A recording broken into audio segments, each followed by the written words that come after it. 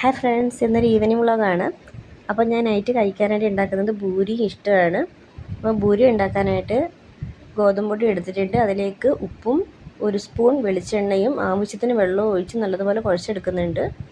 പൂരി ചപ്പാത്തിയൊക്കെ ഉണ്ടാക്കുമ്പോൾ എണ്ണ ചേർത്ത് കുഴച്ച് കഴിഞ്ഞാൽ നല്ല സോഫ്റ്റായിട്ട് കിട്ടും.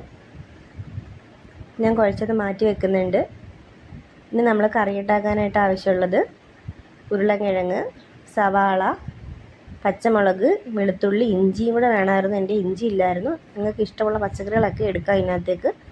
ഇപ്പോൾ ക്യാരറ്റ്, ബീൻസൊക്കെ ഉണ്ടെങ്കിൽ എടുക്കാം. അപ്പോൾ ഞാൻ ഇത്രയൊന്ന് അരിഞ്ഞുകൊണ്ട് വരാം. അപ്പോൾ ഇതെല്ലാം അരിഞ്ഞെടുത്തിട്ടുണ്ട്. ഞാൻ എല്ലാം ക്യൂബ് ടൈപ്പായിട്ടാണ് അരിഞ്ഞെടുത്തിരിക്കുന്നത്. എന്നിട്ട് കുക്കർ വെച്ച് അതിലേക്ക് എണ്ണ ചൂടായപ്പോൾ കടുക് ഇട്ട് കൊടുത്തിട്ടുണ്ട്. കടുകെല്ലാം നല്ല പൊട്ടി വന്നപ്പോൾ കറിവേപ്പില ഇട്ട് കൊടുക്കാം. എന്നിട്ട് നമുക്ക് അരിഞ്ഞ് വെച്ചിരിക്കുന്ന പച്ചക്കറികളെല്ലാം അതിലേക്ക് ഇട്ട് കൊടുക്കാം. ഞാൻ 3 വെളുത്തുള്ളി ഇട്ട് കൊടുക്കുന്നുണ്ട്. എന്നിട്ട് ആവശ്യത്തിന് ഉപ്പും ചേർത്ത് നല്ലതുപോലെ ഒന്ന് ഇളക്കി കൊടുക്കാം. ഇതിന് നമുക്കൊന്ന് വഴറ്റിയെടുക്കണം. അപ്പം ഞാനത് അടച്ച് വെച്ച് ഒന്ന് വേവിക്കുകയാണ്. അപ്പോൾ അത്യാവശ്യം അത് വഴണ്ടിട്ടുണ്ട്. ഇനി നമുക്കിതിലേക്ക് കുറച്ച് ഗരം മസാല ചേർത്ത് കൊടുക്കാം. ഇനി ഒന്നും കൂടി നല്ലതുപോലെ ഇളക്കി കൊടുത്ത് ആവശ്യത്തിന് വെള്ളവും ചേർത്ത് നമുക്കിത് വേവിക്കാൻ വയ്ക്കാം. ഞാനിവിടെ 4 വിസിൽ കേൾപ്പിക്കുന്നുണ്ട്. അപ്പോൾ ഞാൻ നല്ലോണം അത് ഇളക്കി കൊടുത്ത് അടച്ച് വെച്ചിട്ടുണ്ട്.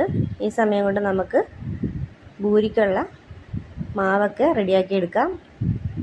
അപ്പം മാവൊക്കെ ഞാൻ ഇത്രയും വലിയ ബോൾസായിട്ട് ഉരുട്ടിയെടുത്തിട്ടുണ്ട്. അപ്പോഴേക്കും നമ്മുടെ കിഴങ്ങൊക്കെ വെന്തിട്ടുണ്ട്.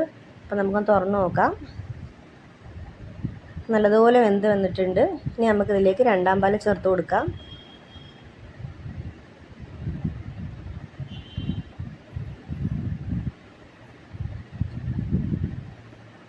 അതിനുശേഷം കുറച്ച് കുരുമുളക് പൊടി ഇട്ട് കൊടുക്കണം.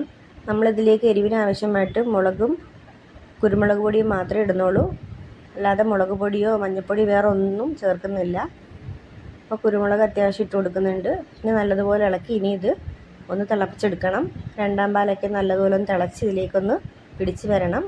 അപ്പോൾ ഞാനത് വെച്ച് കൊടുക്കുന്നുണ്ട്. കുറച്ച് മസാലയും ഇട്ട് കൊടുക്കുന്നുണ്ട്. ഈ സമയത്ത് നിങ്ങൾ ഉപ്പൊക്കെ നോക്കിയിട്ട് ആവശ്യമുണ്ടെങ്കിൽ ചേർത്ത് കൊടുക്കണം. അതൊന്നാകുമ്പോഴത്തേക്കിന് നമുക്ക് പൂരിയുള്ള മാവെല്ലാം ഒന്ന് പരത്തിയെടുക്കാം. അപ്പോൾ അത് ഏകദേശം നല്ലോണം വന്നിട്ടുണ്ട്. ഇനി നമുക്ക് 1ാം പാൽ ചേർത്തിട്ട് ഒന്ന് ഇളക്കി തീ ഓഫ് ചെയ്യണം.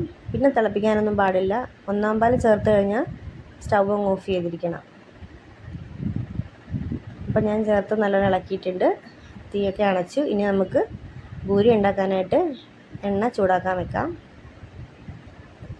ഇപ്പോൾ ഇവിടെ എണ്ണയൊക്കെ നല്ലോണം ചൂടായിട്ടുണ്ട്. ഇനി നമുക്ക് ഓരോ പൂരിയായിട്ട് ഇട്ട് കൊടുത്ത് പൊരിച്ചെടുക്കാം. അപ്പോൾ നമ്മൾ ഇടുമ്പം തന്നെ നിങ്ങൾക്ക് കാണാൻ പറ്റുന്നുണ്ടാവും, പെട്ടെന്ന് തന്നെ ഇത് പൊങ്ങി വരും. നമ്മൾ എണ്ണയൊക്കെ ചേർത്ത് കുഴച്ചതിനെ കൊണ്ട് തന്നെ പെട്ടെന്ന് ഇത് പൊങ്ങി വരും. നല്ല സോഫ്റ്റ് പൂരി ആയിരിക്കുകയും ചെയ്യും. അപ്പോൾ ഞാൻ വേഗം തന്നെ എല്ലാം പെട്ടെന്ന് ചുട്ടെടുക്കുന്നുണ്ട്.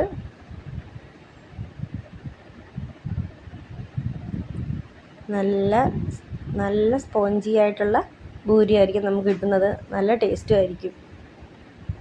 അപ്പോൾ എല്ലാം ഞാനിങ്ങനെ ഉണ്ടാക്കിയെടുക്കുന്നുണ്ട്. പൂരി ഉണ്ടാക്കുമ്പോൾ എപ്പോഴും എണ്ണയിൽ മുങ്ങിക്കിടക്കുന്ന രീതിയിൽ വേണം ഉണ്ടാക്കാൻ. പിന്നെ തീ സിമ്മിലൊന്നും ഇടരുത്. മീഡിയം ടു ഹൈ ഫ്ലെയിമിൽ തന്നെ ഇട്ട് വേണം ഉണ്ടാക്കിയെടുക്കാൻ. അപ്പോൾ നമ്മുടെ പൂരിയെല്ലാം ഇവിടെ സെറ്റാക്കി ഇട്ടിട്ടുണ്ട്. എല്ലാം നല്ല അടിപൊളിയായിട്ട് പൊങ്ങി വരുന്നുണ്ട്.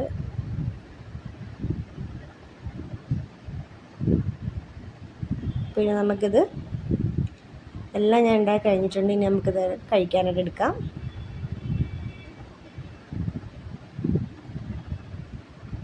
സൂപ്പറായിട്ട് കിട്ടിയിട്ടുണ്ട് പൂരിയൊക്കെ. അപ്പോൾ ഞാനിവിടെ എല്ലാം ഒന്ന് എടുത്ത് വെക്കുന്നുണ്ട് കഴിക്കാനായിട്ട്. നമ്മുടെ ഇഷ്ടം റെഡി ആയിട്ടുണ്ട്. പൂരി റെഡി ആയിട്ടുണ്ട്. എല്ലാവരും എൻ്റെ ചാനലൊന്ന് സപ്പോർട്ട് ചെയ്യണേ.